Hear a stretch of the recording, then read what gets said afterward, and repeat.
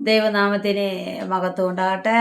ഇന്ന് നമ്മൾ ധ്യാനിക്കാൻ പോകുന്ന സങ്കീർത്തനം ഉണ്ട്. ജാതികൾ കലഹിക്കുന്നതും വംശങ്ങൾ വൃദ്ധമായതു നിരൂപിക്കുന്നതും എന്ത്?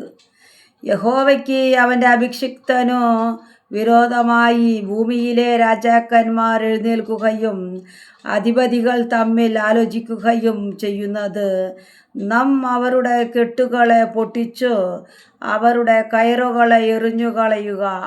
സ്വർഗത്തിൽ വസിക്കുന്നവൻ ചിരിക്കുന്നു, കർത്താവ് അവരെ പരിഹസിക്കുന്നു. ഹല്ലേലൂയ. സ്തോത്രം, സ്തോത്രം, സ്തോത്രം, സ്തോത്രം. എന്നെ കേൾക്കണ ദൈവമക്കളെ, ഭൂമിയിലെ രാജാക്കന്മാരും അധിപതികളും കെട്ടുകളെ പൊട്ടിച്ചു കയറുകളെ എറിഞ്ഞു കളയാന്ന് പറയാണ്. സ്വർഗത്തിൽ ദൈവം അത് കണ്ട് ചിരിക്കുകയാണ്. ദൈവത്തിന് നമ്മൾക്ക് ഒരു ബന്ധമുണ്ട്. ദൈവം ഉൽപ്പത്തിയിൽ പറഞ്ഞിട്ടുണ്ട്, നമ്മുടെ സ്വരൂപത്തിലും നമ്മുടെ ഛായയിലും മനുഷ്യനെ ആണും പെണ്ണുമായി സൃഷ്ടിക്കാമെന്ന്. അപ്പോൾ ദൈവത്തിന് നമ്മൾക്ക് ഒരു DNA ഉണ്ട്. അതാണ് ഭൂമിയിലെ രാജാക്കന്മാരും അധിപതികളും ആലോചിച്ച് കെട്ടുകളെ പൊട്ടിച്ച് കയറുകളെ എറിഞ്ഞു കളയുക. അങ്ങനെ ചെയ്യുമ്പോൾ DNA അറ്റുപോകും. അപ്പോൾ നമ്മൾ ദൈവത്തെ അന്വേഷിക്കില്ല. കർത്താവ് പറയണു, നിങ്ങൾ എൻ്റെ മന്ദിരമാകുന്നു, ദൈവത്തിൻ്റെ ആത്മാവ് നിങ്ങളിൽ വസിക്കുന്നുണ്ടെന്ന്. ദൈവമക്കളെ, നമ്മൾ ദൈവത്തിൻ്റെ മന്ദിരമാണ്. ദൈവത്തിൻ്റെ ആത്മാവ് നമ്മളിൽ വസിക്കുന്നുണ്ട്.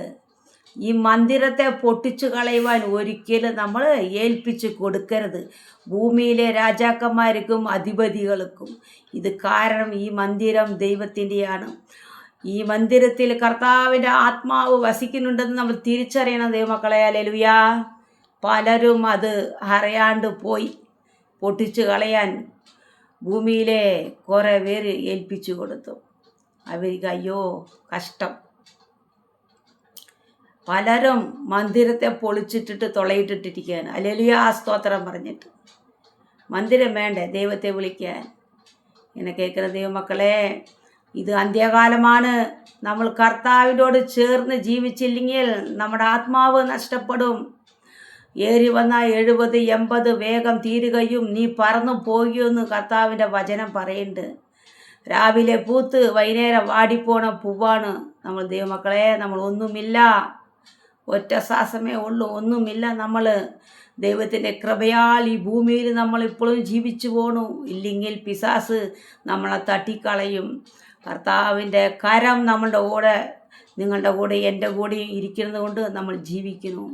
എൻ്റെ ദൈവമക്കളെ, എന്നെ കേൾക്കുന്ന ദൈവമക്കളെ, അന്ത്യകാലത്ത് ഈ വചനമില്ലാണ്ട് ഒരു മനുഷ്യനിക്ക് ഈ ഭൂമിയിൽ ജ്ഞാനത്തോടെ ജീവിക്കാൻ കഴിയില്ല. ജ്ഞാനം വേണമെങ്കിൽ കർത്താവിൻ്റെ വചനം വായിക്കണം. ലോകത്തിൽ ജ്ഞാനം കിട്ടില്ല ദൈവമക്കളെ, അറിവ് മാത്രമേ ഉള്ളൂ. എത്ര വിദ്യാഭ്യാസം ഉണ്ടെങ്കിലും ജ്ഞാനം കിട്ടില്ല. ജ്ഞാനം കർത്താവാണ്. ജ്ഞാനം വേണമെന്നുണ്ടെങ്കിൽ കർത്താവിൻ്റെ സന്നിധിയിലേക്ക് കടന്നു വരണം, അപ്പോഴേ ജ്ഞാനം കിട്ടുകയുള്ളൂ. ജ്ഞാനം സകലത്തെയും ആരായിന്ന് പരിശോധിച്ച് നോക്കും. അറിവ് അങ്ങനെയല്ല.